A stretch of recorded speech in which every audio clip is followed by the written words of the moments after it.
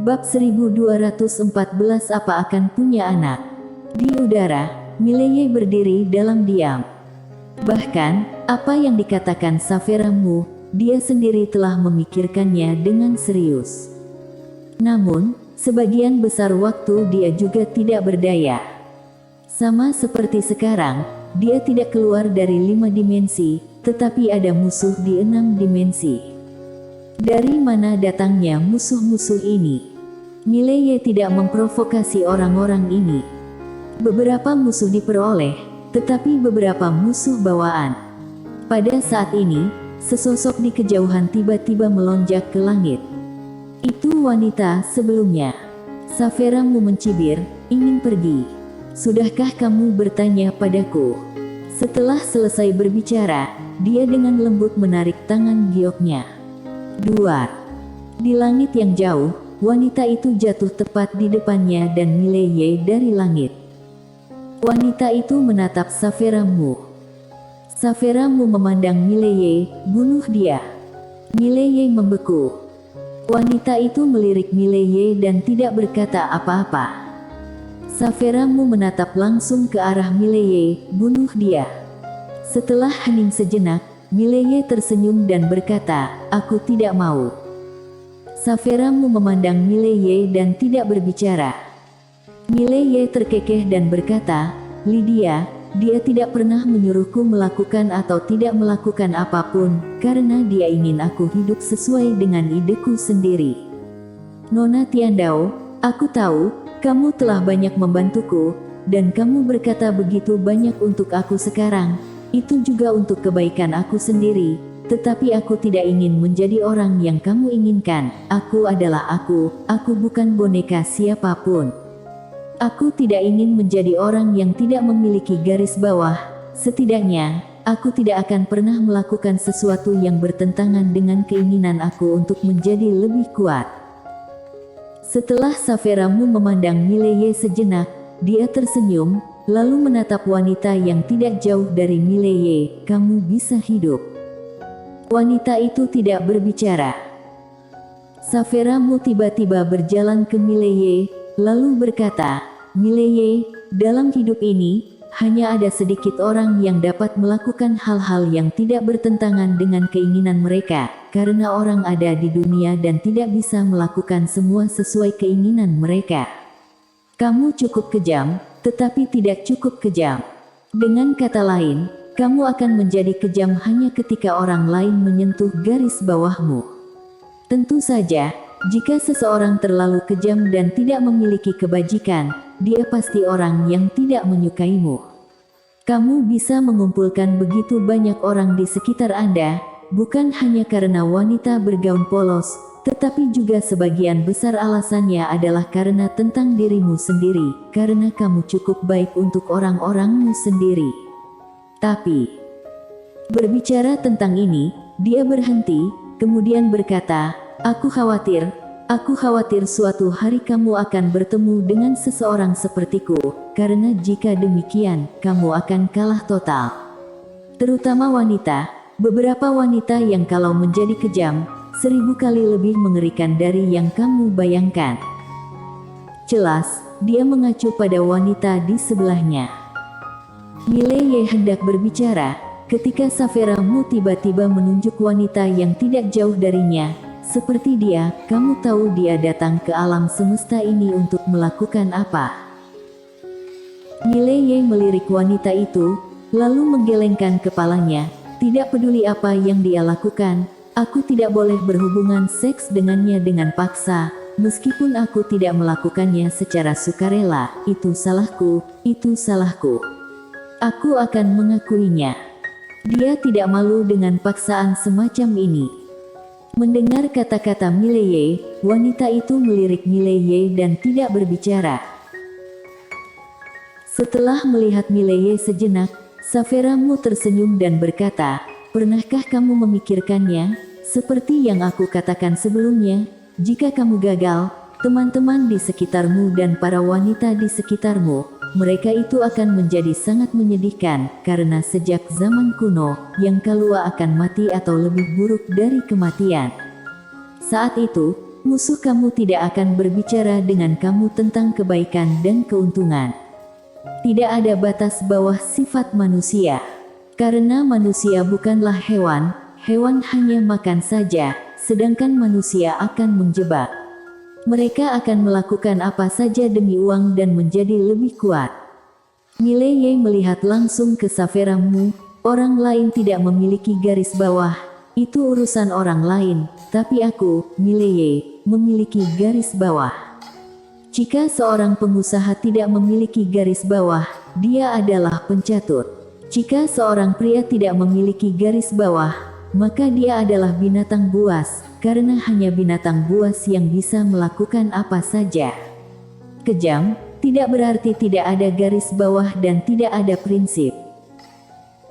Saat dia berkata, dia menunjuk ke wanita itu tidak jauh dari sana. Dia telah melakukan hal-hal jahat, kamu bisa menghukumnya, kamu bisa membunuhnya, bahkan bisa menyegelnya. Biarkan dia terus menanggung ribuan tahun kesepian, tapi dia seharusnya tidak diperlakukan seperti ini. Saphira Mu memandang Mileye, apakah kamu menyalahkanku? Mileye menatap Saphira Mu tanpa menunjukkan kelemahan apapun. Ya, aku menghormatimu, tapi bukan berarti kamu bisa main-main denganku. Jika kamu memperlakukanku sebagai teman, maka tolong hargai aku. Aku, Mileye, bisa kalah atau mati, tetapi aku tidak akan pernah memaksa seorang wanita untuk berhubungan seks denganku dan menggunakan tubuh orang lain untuk menerobos alam. Terobosan semacam itu, aku, Mileye, merasa malu. Ada ribuan cara untuk menjadi lebih kuat, mengapa memilih yang ini? Di belakang Saphira Mu, Yola berkedip, dia menatap Mileye dengan senyuman di wajahnya. Di sisi lain, wanita itu memandang Mileye tanpa berbicara.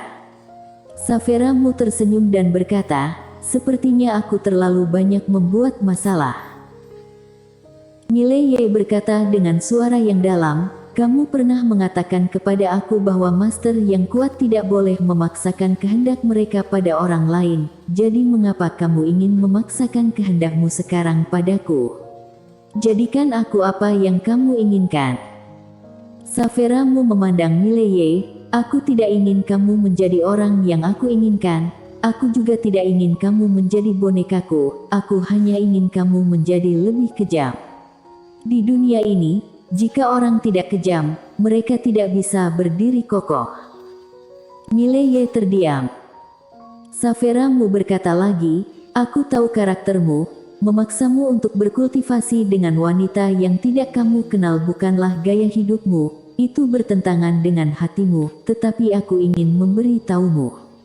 Hal ini adalah pedang bermata dua, terutama untuk kultivator pedang. Mereka yang terlalu memaksakan hati seperti menggambar lingkaran untuk menjebak diri mereka sendiri. Mileye mengangguk, ya. Saphira Mu tersenyum dan berkata, pikirkan tentang wanita bergaun polos.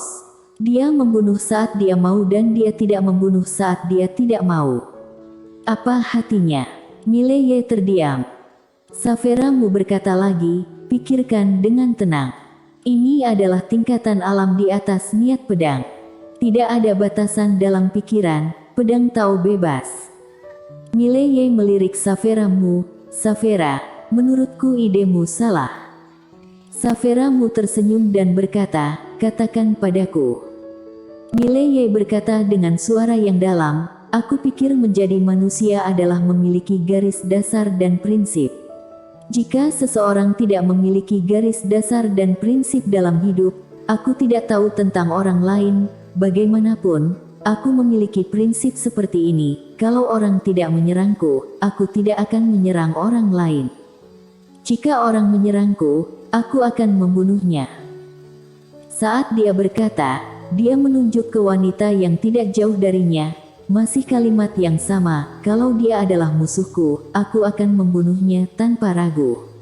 Aku tidak akan menunjukkan belas kasihan hanya karena dia seorang wanita. Namun, aku tidak akan memaksanya melakukan seks denganku.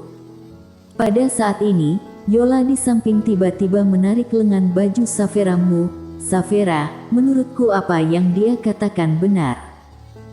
Safera Mu memandang Mileye dan berkata sambil tersenyum, lanjutkan. Mileye berkata dengan suara yang dalam, kamu mengatakan bahwa yang lemah tidak memenuhi syarat untuk memiliki garis bawah dan kebaikan, tetapi izinkan aku bertanya, ketika seseorang lemah, dia tidak memiliki garis bawah dan hati kebaikan, jadi ketika dia menjadi kuat, dia akan memiliki garis bawah dan hati kebaikan. Saat dia berbicara, dia ragu-ragu sejenak, kemudian berkata, biarkan aku memberitahumu sebuah metafora, kamu tidak dapat memukulku, oke? Safera Mu mengangguk, katakan. Mileye melirik Safera Mu, intuisi aku mengatakan bahwa jika aku berkultivasi ganda denganmu, aku akan menjadi lebih kuat. Jika suatu hari kamu lemah, aku akan memanfaatkan kesempatan dan memaksamu. Apa yang kamu pikirkan ketika hal seperti itu terjadi padamu? Safera Mu berkedip, kamu benar-benar punya ide seperti itu. Mileye buru-buru berkata, aku hanya membuat metafora. Sebuah metafora. Safera Mu dengan lembut membelai rambut di samping telinganya, kemudian berkata, sebenarnya, ini juga di mana aku lebih kontradiktif. Aku harap kamu menjadi lebih kejam, tetapi aku juga berharap kamu tidak menjadi begitu buruk. Karena aku benci jenis orang yang tidak memiliki garis bawah dan prinsip. Untuk mencapai tujuan mereka, mereka akan melakukan apapun yang mereka bisa. Memang benar orang tidak menyukainya, tapi, hei, tentu saja, tidak ada yang namanya terbaik dari keduanya. Mileye tersenyum dan berkata, sebenarnya sangat sederhana. Perlakukan orang baik dengan kebaikan dan kasih sayang dan perlakukan orang jahat dengan kejam.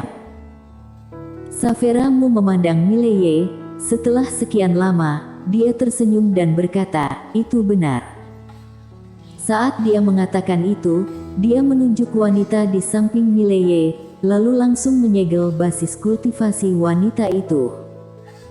Safera Mu tersenyum dan berkata, aku akan menyerahkannya padamu.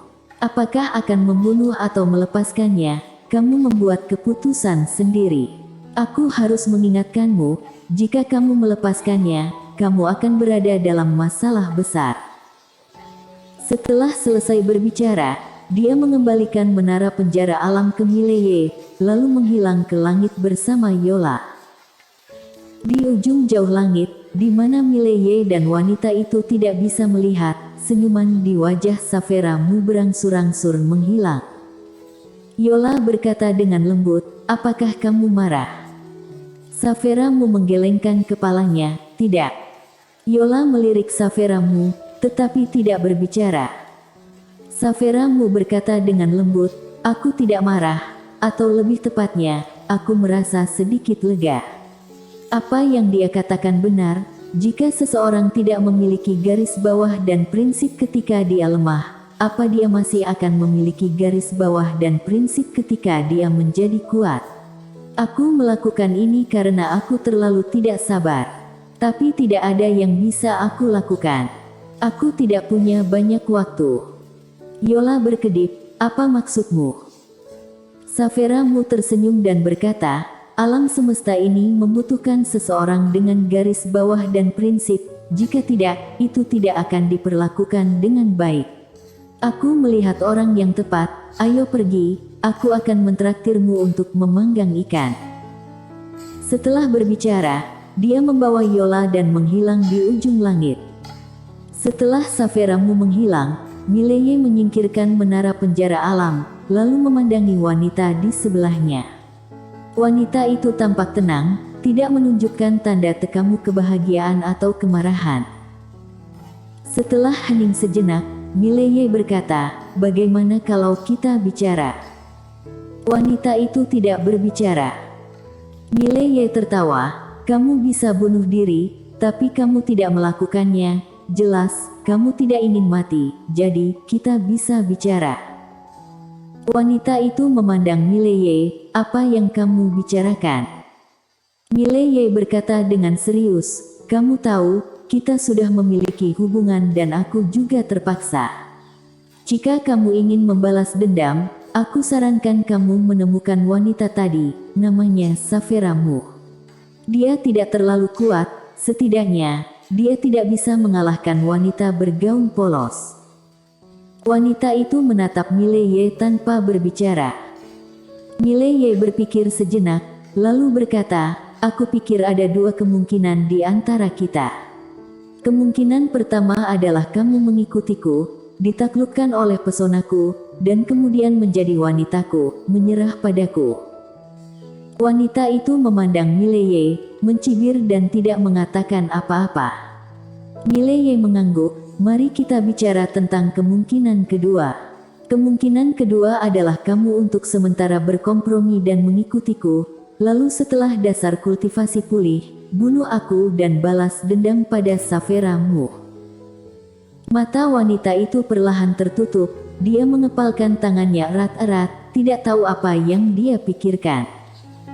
Mileye tiba-tiba bertanya, apakah kamu tahu seberapa kuat wanita itu tadi? Wanita itu memandang Mileye, dia kuat. Bagaimana denganmu? Apakah kamu juga kuat? Mileye sedikit tidak berdaya. Hei, kalau punya dendam, balaslah pada pelakunya.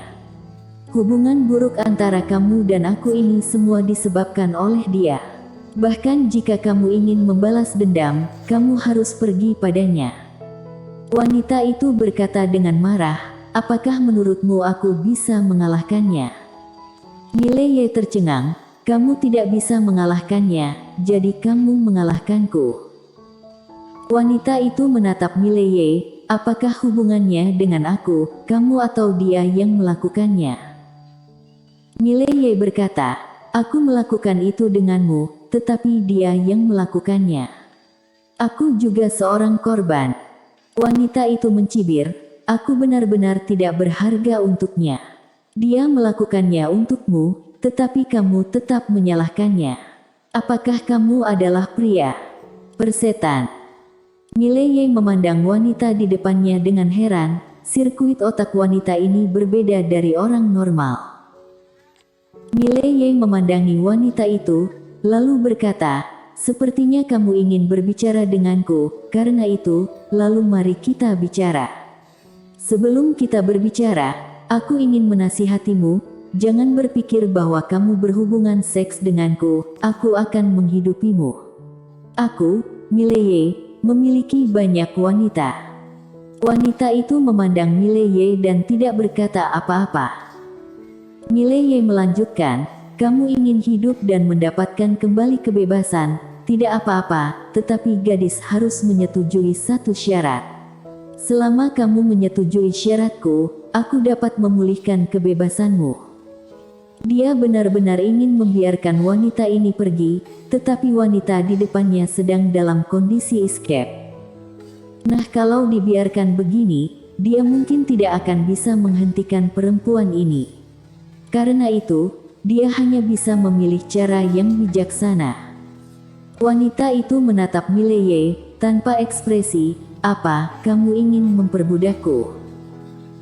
Mileye menggelengkan kepalanya, tidak, aku ingin kamu mengikutiku selama 3 tahun, setelah 3 tahun, kamu akan mendapatkan kembali kebebasanmu. 3 tahun. Wanita itu memandang Mileye, kamu ingin tidur denganku selama 3 tahun. Mileye berkata dengan marah, mengapa kamu berpikir begitu kotor? Apakah aku, Mileye seperti itu? Aku ingin kamu mengikutiku selama 3 tahun dan membantuku bertarung. Apa maksudmu tidur denganmu selama 3 tahun? Mimpi saja. Wanita itu menatap Mileye, mengepalkan tangannya, terlihat dari naik turunnya dadanya bahwa dia sangat marah. Mileye menatap wanita itu, bagaimana? Wanita itu berkata, kamu pulihkan kekuatanku dulu. Mileye menggelengkan kepalanya, jangan harap. Wanita ini terlihat sangat marah sekarang. Memulihkan kekuatannya, bukankah dia akan bunuh diri? Wanita itu. Mileye berkata, apakah tidak apa-apa? Sepatah kata. Setelah hening sejenak, wanita itu berkata, "Sudah kubilang, kamu harus mendengarkannya dan membunuhku secara langsung atau kamu akan menyesalinya." Mileye tiba-tiba berkata, "Kami telah melakukan itu berkali-kali, apa akan punya anak?" Wanita itu tiba-tiba menatap Mileye, marah, "Pergi dari sini." Suara itu seperti guntur, gunung salju sampai berguncang. Mileye bersambung.